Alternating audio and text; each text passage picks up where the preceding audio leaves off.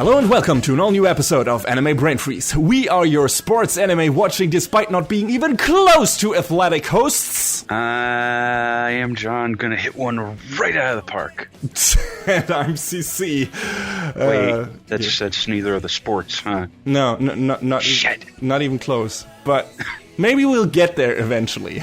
Anyway, when there's just too much cool anime to watch, we got you covered. Hope you're all well rested, because we got a very sporty show for you today, as already alluded to.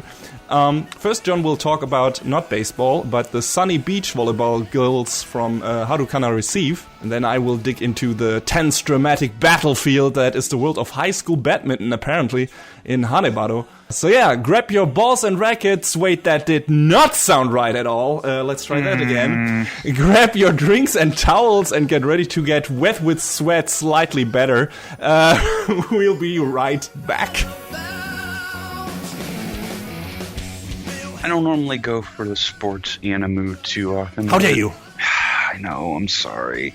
I don't watch all the Yoa Pedals and the Kurokos and the insert sports anime / manga name here of your choice. But I don't know, I got interested in Harukana Receive. Wonder why that was. So, the basic gist of the plot is that Haruka Ozora is a high school second year, and she's just moved to Okinawa. For those of you who aren't too familiar with Japanese geography, that's like way, way, way south of the main four islands.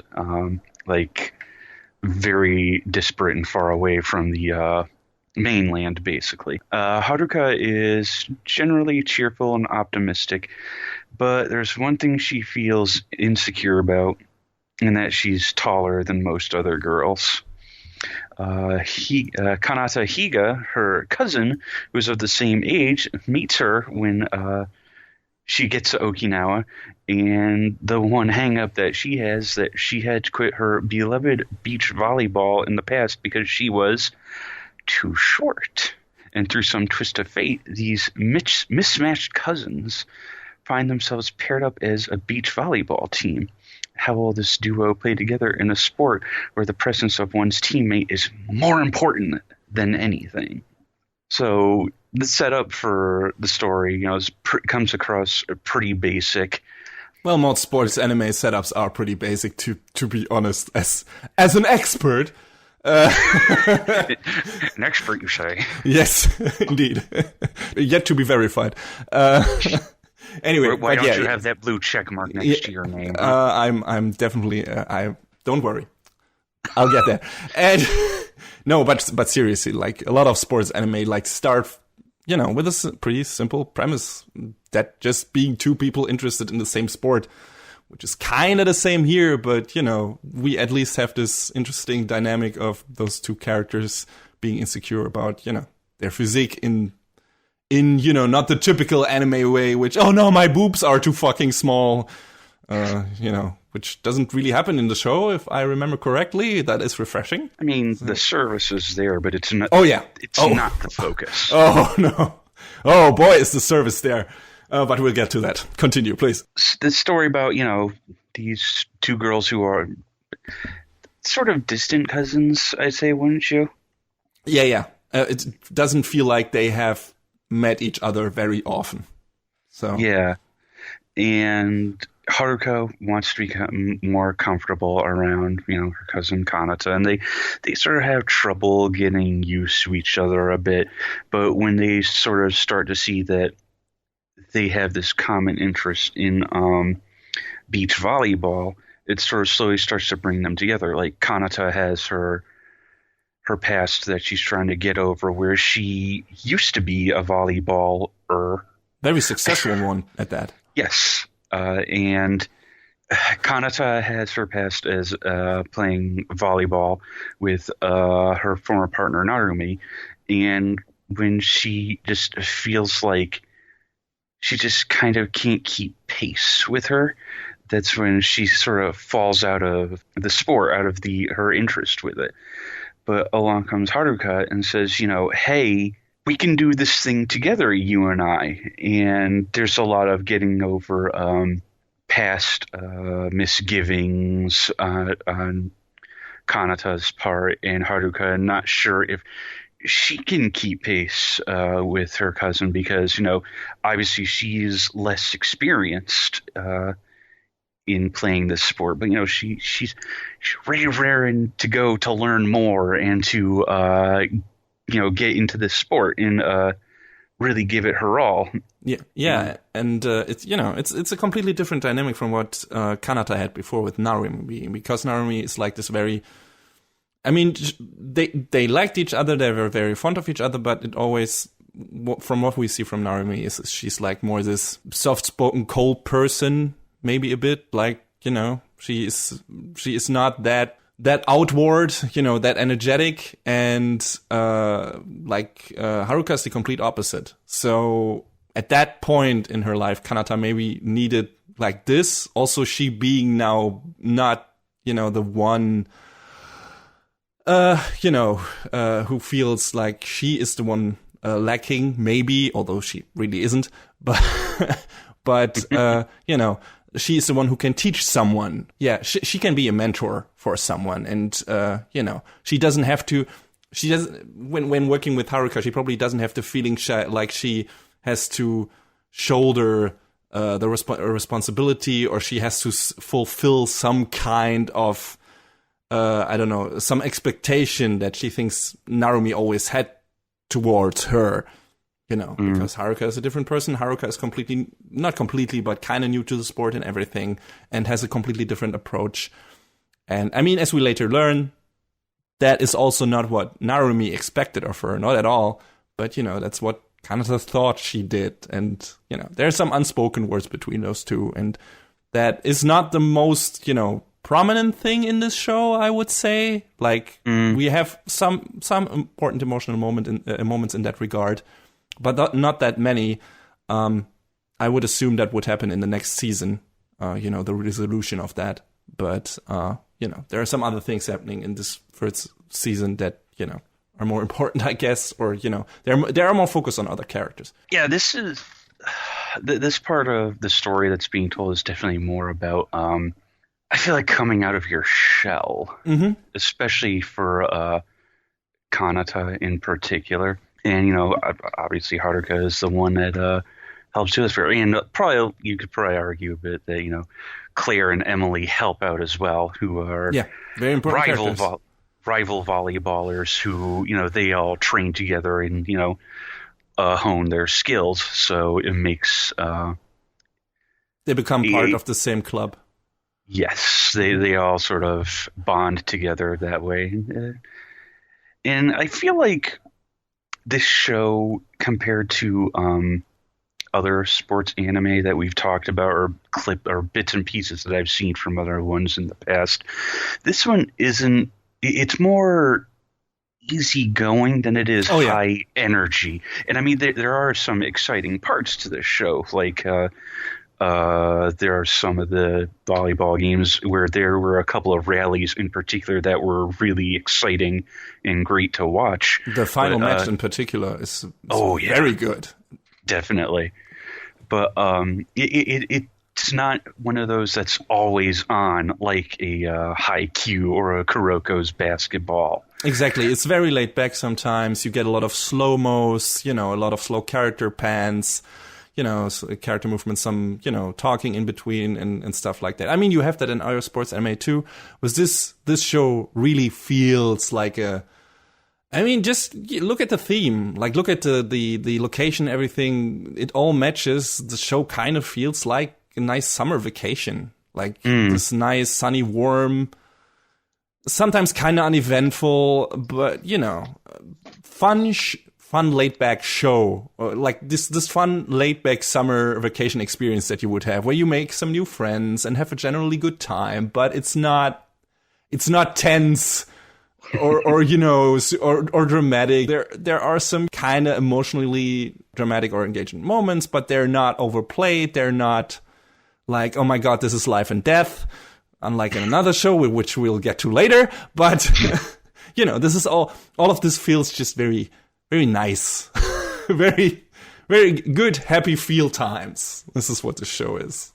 Yeah, I mean, this show definitely wants to give everyone their good ending to varying degrees, maybe. But it's an easy watch, you know. You don't have to be on the edge of your seat too often. Yeah, it's only 12 episodes. Yeah. I wouldn't mind if they came back to this at some point, but I don't think there's been any sort of announcement or teaser at this point. There's enough space. I mean, they're teasing the obvious story development, you know. Oh, yeah. At the end, it's like, okay, this is where the show definitely would go next, and it makes total sense. But, you know, let's see if we actually get to see that. Mm-hmm. I will say there were some hit and miss animation moments in this show. Yeah. I mean, the show was headed up by C2C, I believe, which is like Creative 2 Challenge. I think that's what it's short for. And they've worked on other stuff like Aquarian Logos, High School Fleet, one of the Tenchi Muyo Ryo Oki OVAs, and World End, which we spoke briefly about a while back. I can't dig the episode number out of my head, but sorry. Look it up, people. We now have a very nice review index on our homepage that you can go to. And yeah, what a surprise. I don't know if I've actually mentioned that on the show before. I think I did. But in episode before this one or something. But yeah, you can go on our site now and look up all the shows we review. It's sorted in alphabetical order. And yeah, then you can just look up the review for World's End, which also has an incredibly long title. I think it's What Do You Do at the End of the World? Will You Save Me? Blah, blah, blah. It's a light novel title. So... Aren't light novel titles just the best? Yeah, it's very easy to see in the index because it's probably the longest reviewed title we've in there, so you can find it, and then that link will immediately lead you to the episode that we reviewed the respective show on. So yeah, if you're just interested, if you're just a newcomer to the show and you're like, hey, I wonder what these guys else reviewed, but you don't want to like click your way through all of our episodes to see what we did, just go to our homepage, animebrainfreeze.com, check the review index, and just look at what shows pique your interest, what you've heard of, what you think, oh, okay, I mean, I always want to hear what that show was about, or if that is any good, and then, yeah, you can just click on that and listen to our review. Anyway, John, continue with that. That is animebrainfreeze.com. Yes. But yeah, I'm not personally super familiar with C2C's other works. I think, you know, looking up their credits, they've done a whole lot of other, like, in-between stuff on other shows, but they haven't headed up a whole lot of productions themselves. So, you know, they're a younger studio, and it shows a little bit, but I don't think the series goes any worse for the wear for it. I feel like I kind of want to touch on one of the other characters real quick, Akari. She was like, because somehow I can't escape my fate. She's like, oh, I'm the idol girl. I want to get good at volleyball too, so I can make a name for myself. What did you contribute to this show, honey? Yeah, well, a CG abomination she contributed. True to the Love Life legacy. Her special opening where she dreams about being an idol girl with her, volleyball club friend backup is partially rendered in CG, and it looks horrid. So, yeah. I almost forgot that. Yeah. You repressed that memory. But yeah, that not one of the highlights of this show. But yeah, she's just in there because she got that idea in her head that to become an idol, she needs some special theme for her thing, and that, and some good looking people who match her style, and that's why she has her eye on Claire and Emily and the volleyball club. And that all turns into her actually joining the club because it's fun and she likes the girls and everything, which, again, plays to the summer vacation theme where you meet people that you maybe doesn't have much in common, especially as kids, as teenagers, that you maybe don't have that much in common on the outside with, but you just become friends easily because, there's a nice atmosphere and everything, and, we're all having fun, and I guess this is where it's going. I mean, she puts some work in. She takes part in the activities, and she takes part in the training, and she cheers the girls on and everything, and helps them with some stuff, but you're right, it's like, she is not really an integral part in the key emotional moments of the show. And when it's like at the very end, we only could get this for her because you did this particular thing for us. I was like, really? That's what got you here? I don't think so. No. I don't know who says this. I think Claire was it Claire? Was it Haruka? I think so. I don't know, one of those two, I think, but I was, no, you all did that. All of you did that by yourself. That didn't really have to do anything with those, nice little accessoires there. But yeah, I mean, she is kind of a superfluous character, but she doesn't really detract from the show in any way. It's not like she gets so much screen time that it feels like, oh my god, why would you waste so much time on Akari when you could spend more time on, our four main characters in this part of the story. Just the same, I would have liked if she had a little more impact than none at all. Yeah, true.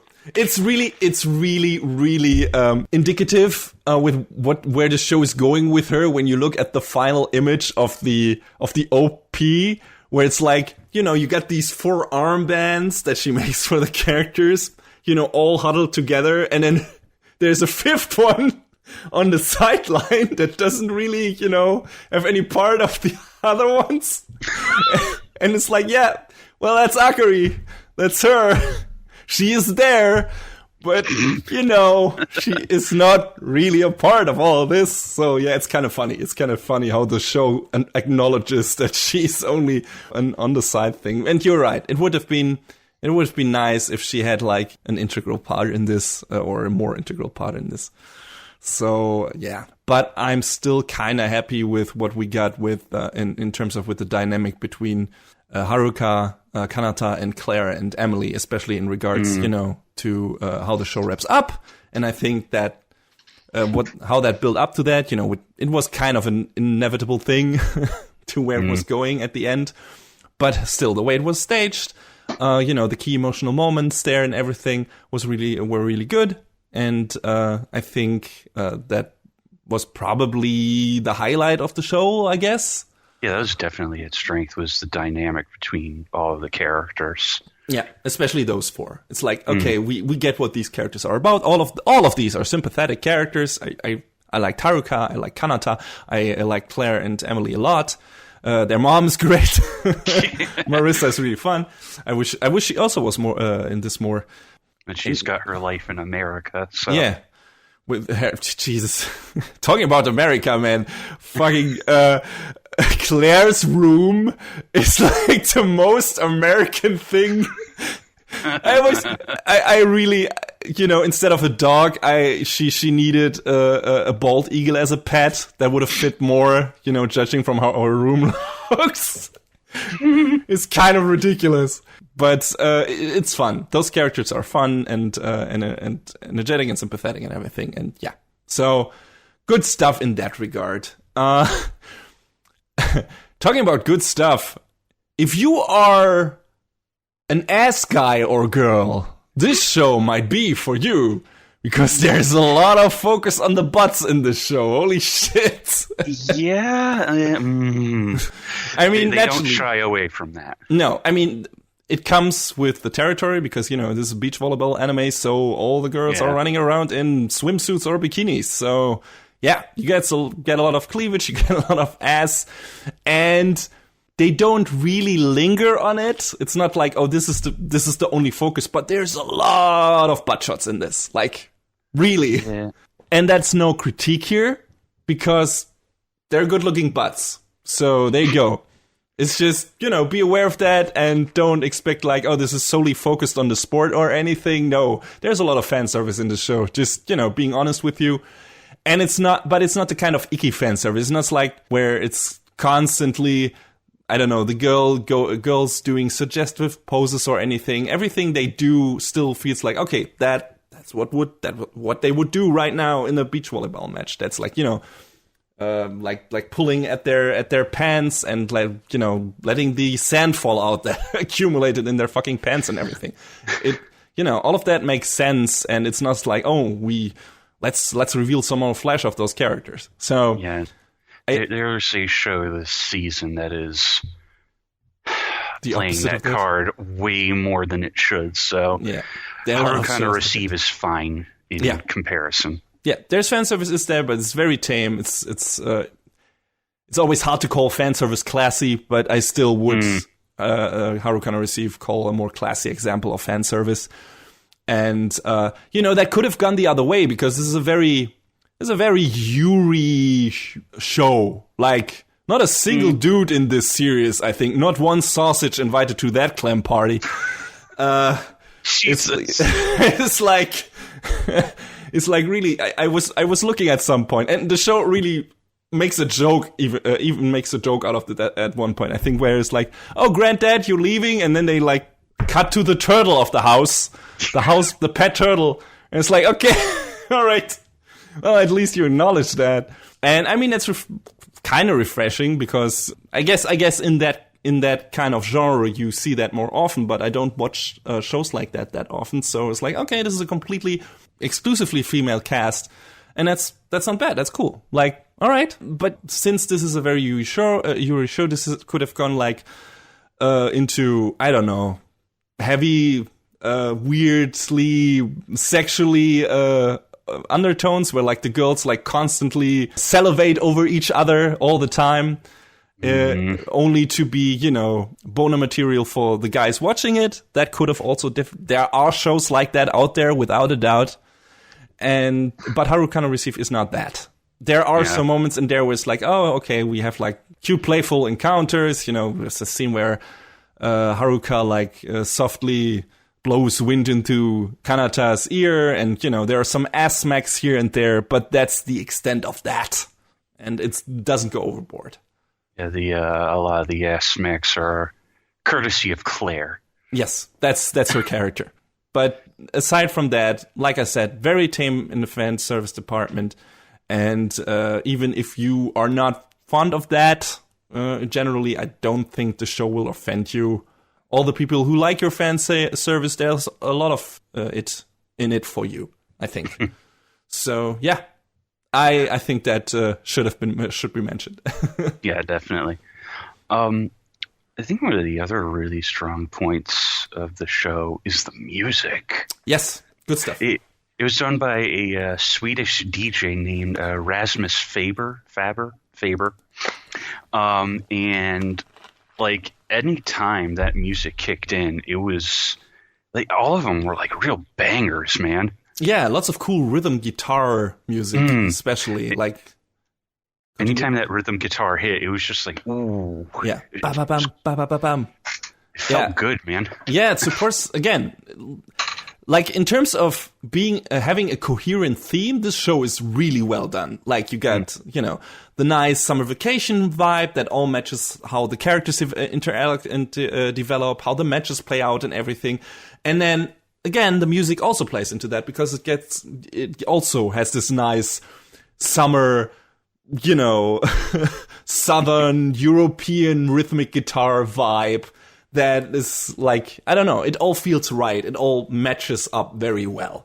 So it supports the summer vacation feel a lot. And yeah, and the songs themselves are also really good. So it's amazing how on brand everything about the show really was, Yeah.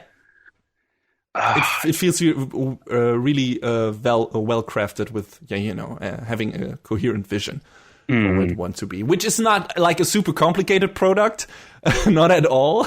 It's like I said, easygoing, and not that many super high points, but also no low points really. So yeah, it's just a nice laid back, well-produced show. All of that works. Mm-hmm. All of that works. Hey, man, I walked away from this show really enjoying it, without sounding too redundant, for, pretty much all the reasons that we had listed off previously. And I'm not, super big into sports anime, or there's not really a whole lot. The last one that really grabbed my attention was Eye Shield 21 100 years ago. That's been a while, yes.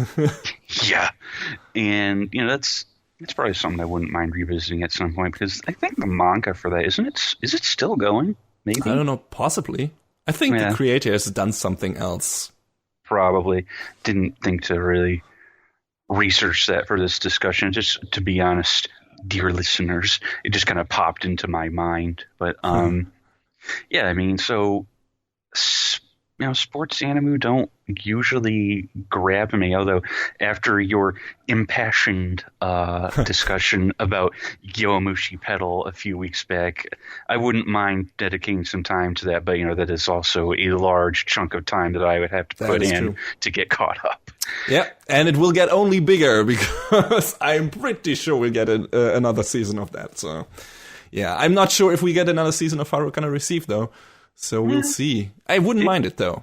Yeah, it'd be a nice surprise if they announced in a year or two that, season 2 is coming. I'd sit down and watch it. I mean, I think it's definitely worth experiencing because it is laid back, it's enjoyable, but it's not without its exciting moments. So exactly. It strikes a good balance. Like, don't go into this show expecting your crazy super move bullshit like from Yowamushi Pedal, like you mentioned, or Kuroko's Basketball. Like, it's slow, laid back sports anime with nice atmosphere and sympathetic characters, but there's not that much character development. There is some in there, definitely, but it's mostly like girls having fun in the sun, becoming friends and having a good time. And if that is enough for you, check the series out. If it's not, if you're thinking, that sounds too boring for me, that might be the case eventually. That's what it come down to. Maybe check out a few episodes and see if it's for you. I can totally understand if you think that it's too slow for you or something, but if you need to relax, I don't know if I would call this an Iyashike anime, but in a way it kind of is, just in terms of the atmosphere and the feeling. That if you need a reminder of your summer vacation. Yeah, if you ever had one of those, that series might rekindle the positive memories you have for that. So, yeah. Nice trip down memory lane or something. So yeah, give it a try, I think. You only have everything to gain.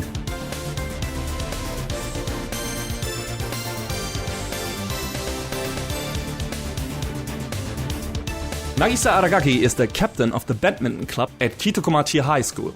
Ever since she was hopelessly beaten in a tournament match, she has become stricter in her training, colder towards her teammates, and more ruthless towards her opponents, driven by the fear that all the effort and time put into her passion were ultimately in vain. But the arrival of a potential new club member at her school heralds a drastic change in Nagisa's life. That person is Ayano Hanesaki, badminton prodigy, a daughter of the former champion Uchika Hanesaki, and also the nemesis that mercilessly pummeled Nagisa into defeat 6 months ago. Tutored by the new coach of the club, the former Olympic selectee Kentaro Tachibana, they must learn to become team members and help each other to face their personal demons.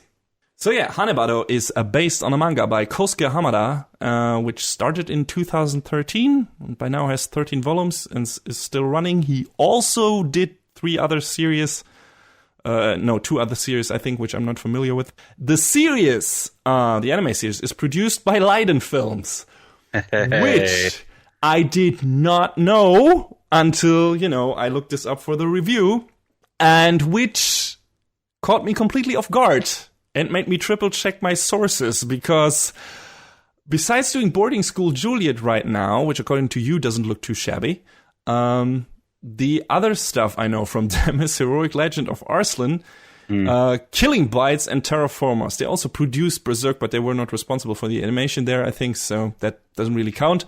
But yeah, all not shows I would describe as visually appealing. I mean, I like Killing Bites a lot, but that one profited from being well-directed and being a gigantic trash fest, so expectations were kind of low there, and, shortcuts taken were easily forgiven. Hanebado, however, is visually stunning.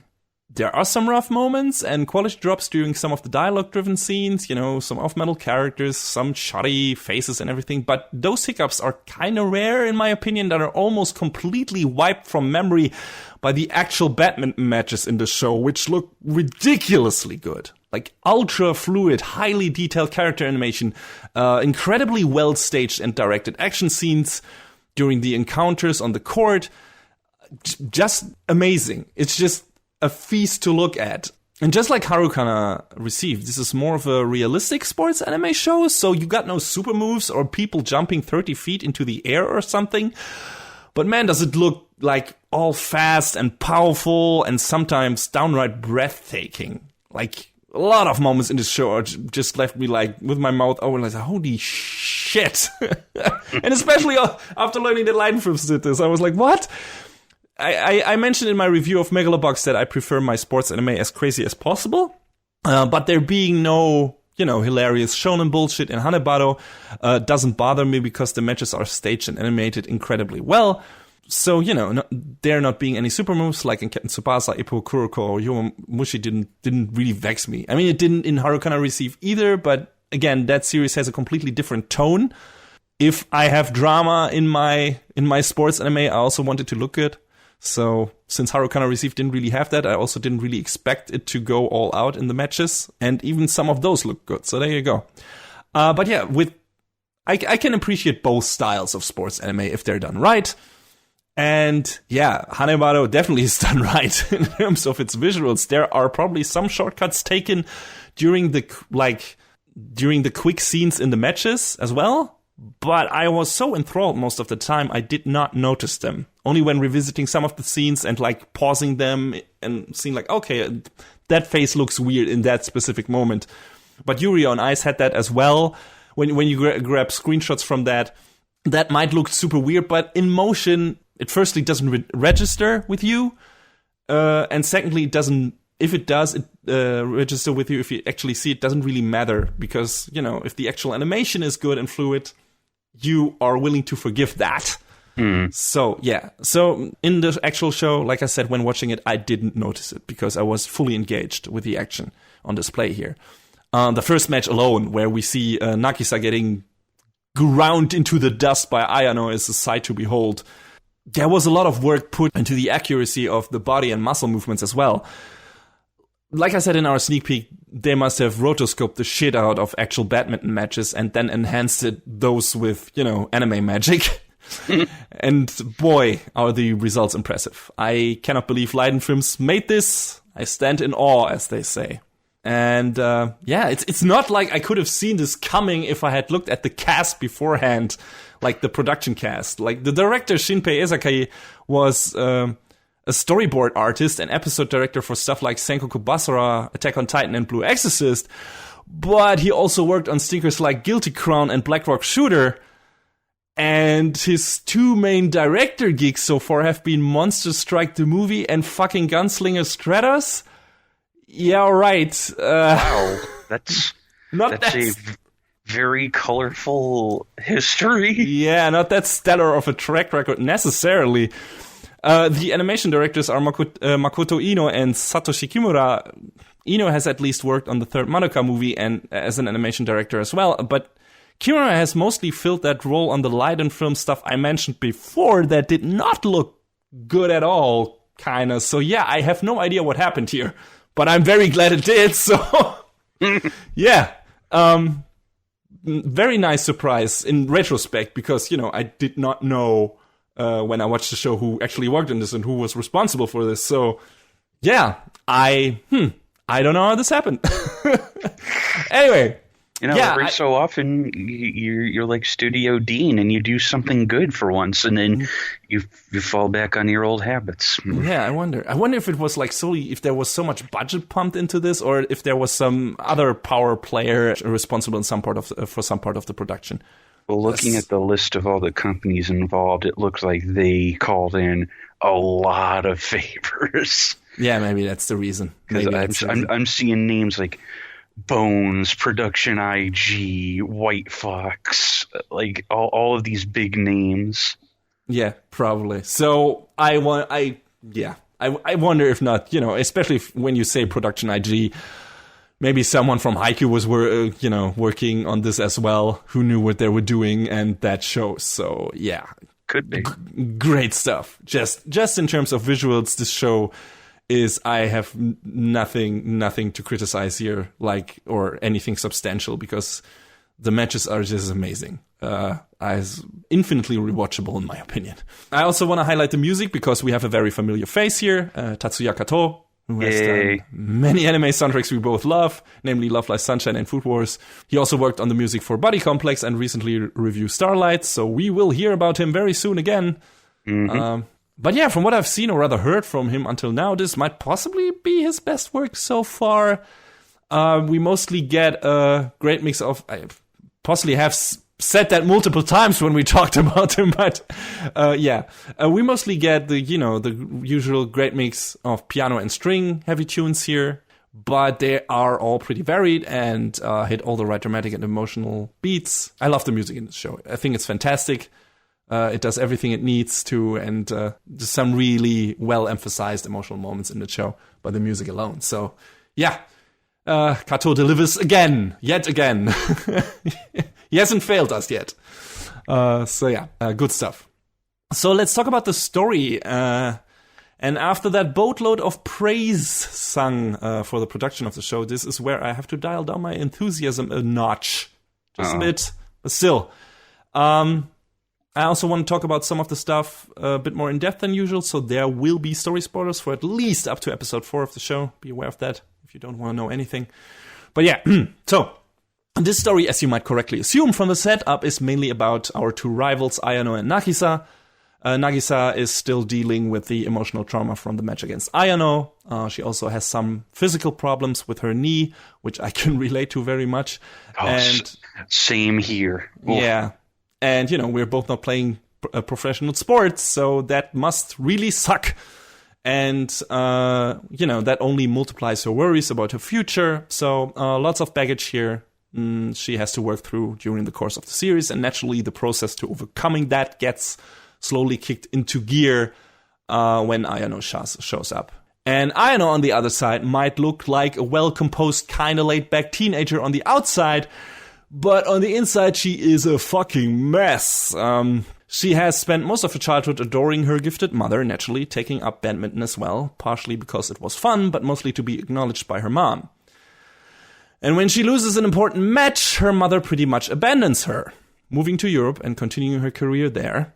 It's not really made clear if that was kind of her plan from the beginning, if she wanted to go to Denmark at some point and, that was just bad timing on her part, or if it was actual neglect or emotional abuse. I'm leaning towards the latter, though. Or if they had any kind of exchange after that, but apparently not. So regardless, it inflicts severe emotional and psychological trauma on Ayano, who naturally blames herself for being left alone with her grandparents taking care of her from that moment on. And all of that led her to mindlessly devoting herself to badminton like a machine, downright terminating every opponent appearing before her for a while. That's also the phase where she encountered Nagisa for the first time and kicked the shit out of her, metaphorically. So yeah, that, all those gears are interconnected here. And their fates are intertwined. And naturally, there is a confrontation on the horizon that the series is building towards. But yeah, after that, at some point in time before the show happens, Ayano then decides apparently that she doesn't want to live like that anymore and would rather completely distance herself from badminton and all the bad feelings and memories of her mom it brought into her life, which, is not really a solution, but it is a very understandable choice in my opinion. And that's where she's at when we meet her in the first episode. And she, just by chance, and instinct during one of her classmates testing out in a tennis match happens to put her abilities on display because she's there and she reflects a ball that is, I don't know if it's aimed for her head or someone else. Anyway, but yeah, people witness that, see her abilities, and especially the new coach of the volleyball team. And that spurns him and her friend Elena on to get her to join the team and play badminton again, even though Ayano doesn't really want to do that. Understandably so.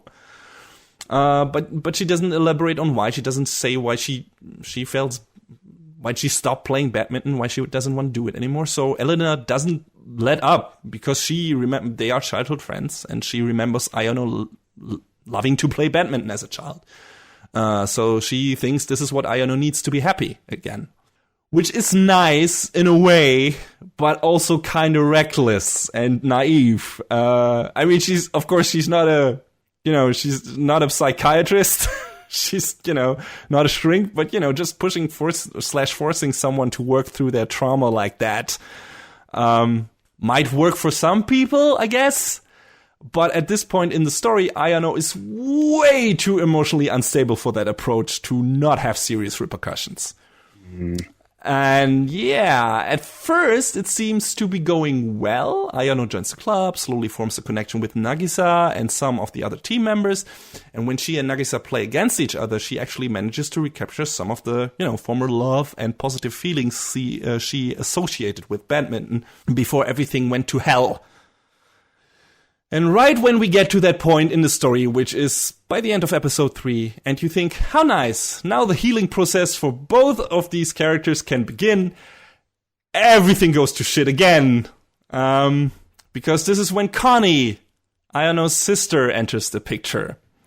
So apparently, Ayano's mother adopted an orphan during her time in Denmark, nurturing her hidden talents and making her one of the best badminton players in the world. But since Uchika is apparently one of the most incompetent mothers in existence, instead of, introducing the sisters to each other the right way, she paints this picture for Connie of Ayano being her precious daughter and having inherited all of her talent, which naturally makes Connie want to beat the living shit out of Ayano in a badminton match to be acknowledged as an equal and a true member of the Hanesaki family. Jesus, Mother of the Year. Yeah. So as you can imagine, her mom leaving her behind and basically starting a new life with a new daughter that she apparently never felt necessary to tell her other daughter about. Ayano takes all of that incredibly well. No, she doesn't.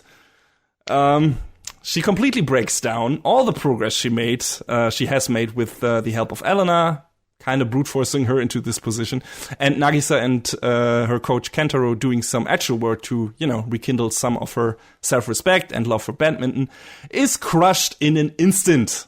And she reverts to what I like to call Psycho Ayano mode. I don't know if you've seen some screen caps from that show, maybe, but she, I've seen some bits and pieces. Yeah, she uses this scary machine-like efficient play in her matches, gets this empty stare in her eyes and sometimes creepy smile on her face. And she's cold-hearted, makes fun of her teammates and opponents that try their hardest to win but fail. She is effectively broken. Very yandere, huh? Oh yeah. She is badminton yandere to the max. Yeah.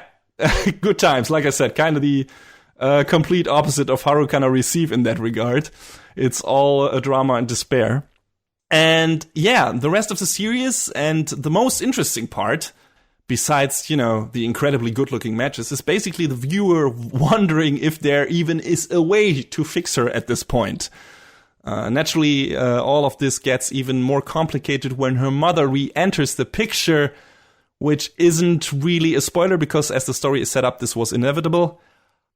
But yeah, shitbag mom utters the legendary line, and I kid you not, before you wanted to be acknowledged by me, that's why you started playing badminton, but now you can play badminton without me, that's why I came back. What? Seriously, Uchika is the fucking worst. I don't know how many times I loudly yelled at every cast member to tear out her like shriveled raisin of a heart and let her bleed out on the fucking floor. Like, holy shit. Shitty anime mom is not as common as shitty anime dad. But boy, is Uchika a top contender for the crown here. Howdy. Woo! She is the worst. She is horrible. She's a horrible, horrible person.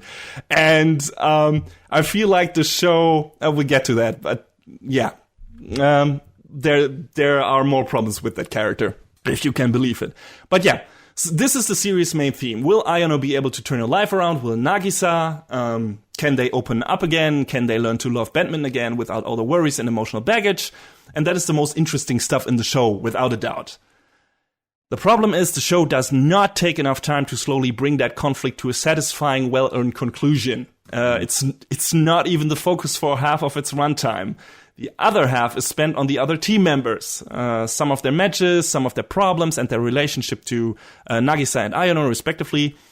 And the show has only 13 episodes, and half of that time is not spent on our main characters' arcs, but, Ayano's rival, Nagisa's best friend, her ex-senpai and rival, two of the team members, Ebina and Hayama, which is probably the worst arc of the bunch. Like, the show spends way too much of its limited runtime on those two, and that arc doesn't go anywhere interesting or emotional, engaging or rewarding. It's just, why is this in there? Why? Why did you bother with this? This doesn't do anything. This doesn't relate to anything. This doesn't matter. I don't care about these two characters. You're wasting time. You know, the thing that I didn't necessarily feel with Akari in Harukana Receive, because there was not that important big thing that those moments detracted from. In Hanebado, this happens constantly, where it's like, no, why are you spending time on this? I don't care. You should spend this time to develop Ayano and fucking Nagisa further, or, Connie, or her fucking shitbag mom and everything. And you don't. You spend too much time on these characters that don't matter in the long run. And a lot of these side characters just feel incredibly underdeveloped or kind of boring and flat. And I guess the reason for that is there was a lot of meat cut when adapting the manga material, at least from what I garnered while doing some research. Like, trying to shrink it down to 13 episodes of anime, and all of that is very tangible in certain episodes of the show. And that doesn't only apply to the side characters as well. Some of Ayano's development also feels like it's missing a few important beats. Like, she's sometimes switching between cold heartless bitch and cute ball of friendly fluff on a whim. And it feels very erratic and at times a bit improvised. And of course you can mark that down to her being an emotionally abused, traumatized, and broken teenager. But still, it often feels more like an oversight in the narrative structure than an actual character trait. And yeah, they also really go a bit too far when it comes to her psycho mode sometimes, in my opinion. Like, so much so that her face gets so distorted and her remarks become so, like, almost Disney villainish vicious that it's bordering on being comical. So a bit more restraint in that department would have gone a long way here. And we also don't get to spend enough time with Connie, who would have been or should have been the most integral part of this story besides Nagisa, Ayano, and Uchika, who, also, again, enters the picture very late. But Connie gets introduced pretty early, and they could have done a lot of stuff with her, but she kind of gets dropped by the wayside pretty quickly, which is also a shame. Like, that triangle of character interaction would have, if the show had focused on that would have been the strongest part. And Connie is only really featured prominently in like 2 or 3 episodes. And that's kind of lame considering how an important emotional part she plays and what her appearance like results into. And the show doesn't do enough with that. Not at all. It really feels like the show should have either focused on our main set of characters and completely dropped any development of the side characters, or it should have been at least a 2-core series with 24 or 26 episodes. But this is all of this feels like a weird compromise. Like, a lot of times in that show. Like, okay, we want to do that, but we also want to do that to do the manga justice, and that way, they kind of, both those parts come short in certain departments, fall short in certain departments. So that's kind of a shame, because that show had a lot of potential. But what we got feels very fractured, sometimes rushed, and often unfocused. Yeah. So, not too happy with that.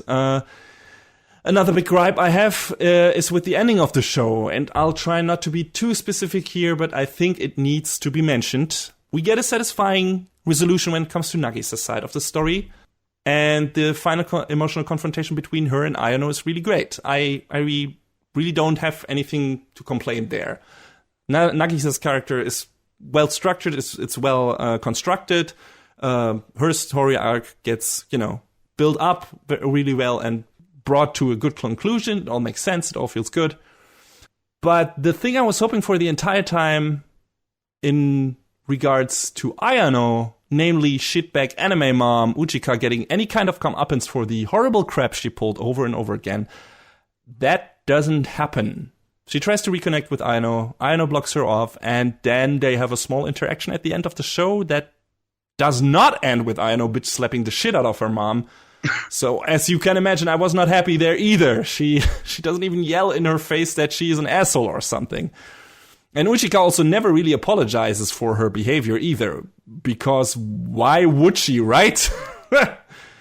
The ending was just so frustrating to me, and I'm still kind of wondering if it wouldn't be the best for Ayano to step away from badminton forever and tell her mom to go fuck herself.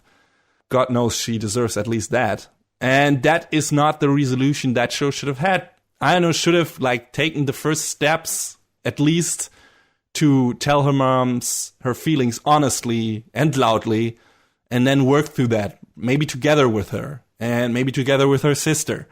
And the show doesn't really do that. I don't know if it ends before it can do that, or it doesn't want to do that, but it just feels like the most important stuff gets left by the wayside at the end, and that felt a bit unsatisfying. I gotta say that is a shame.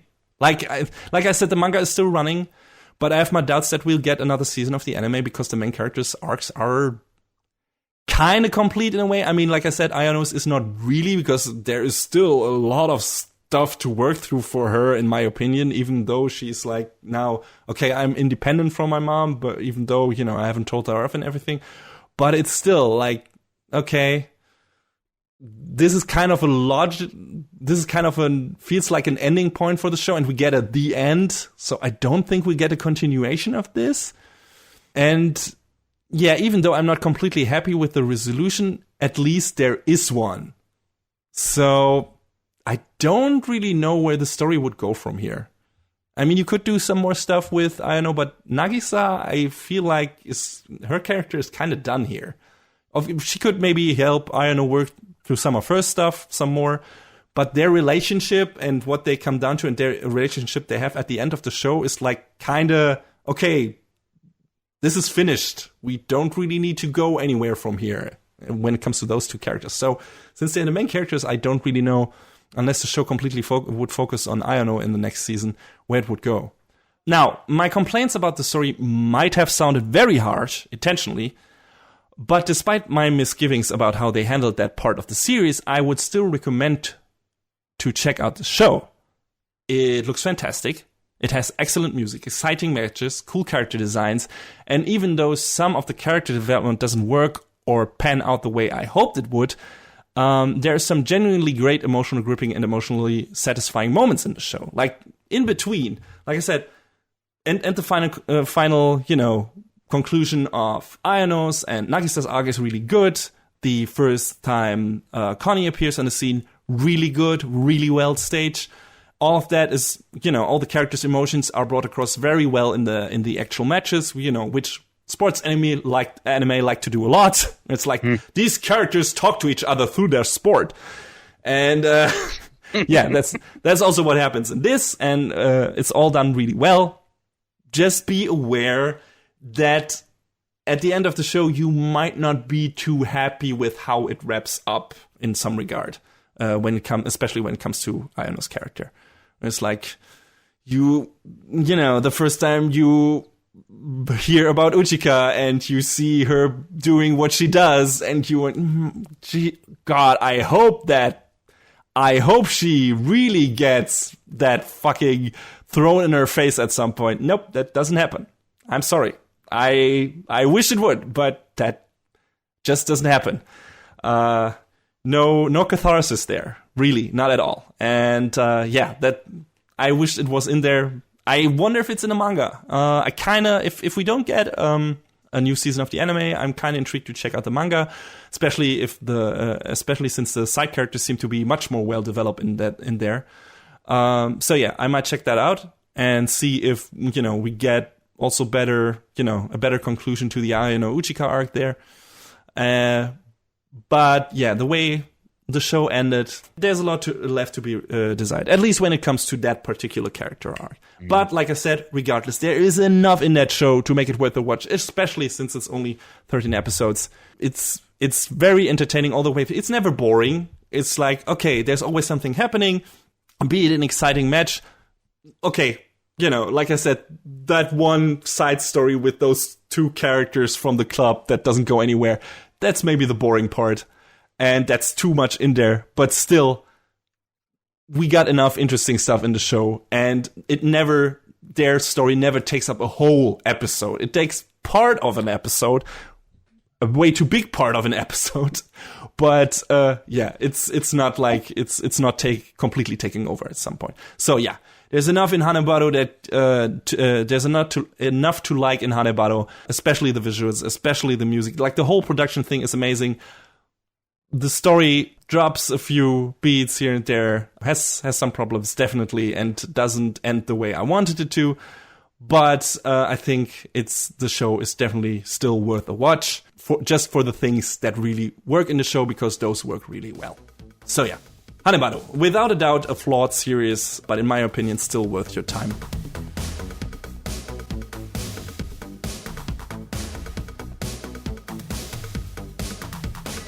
And that is a wrap on the 61st episode of Anime Brain Freeze. All the music in our show is from the Double Dragon Neon soundtrack by the amazing Jake Kaufman. Please go to vrt.bandcamp.com and check out his awesome work. Our show is available on most of the popular podcast services, but it's always worth visiting animebrainfreeze.com for some interesting articles linked in our episode release posts. Follow us on Twitter at @AnimeBrainFreeze. We tweet regular updates and fun anime-related stuff there. Leave us comments and questions on Facebook and our YouTube channel, or send an email to animebrainfreeze@gmail.com. We would love to read your feedback. Thanks for tuning in. We hope you had a good time, and please join us again on our next show. Macht's gut. Take care, everybody. Next time on Anime Brain Freeze, we fend off a Mongol invasion. We'll aim to become top star, but at what cost? And we'll sink our teeth into some nasty vampires.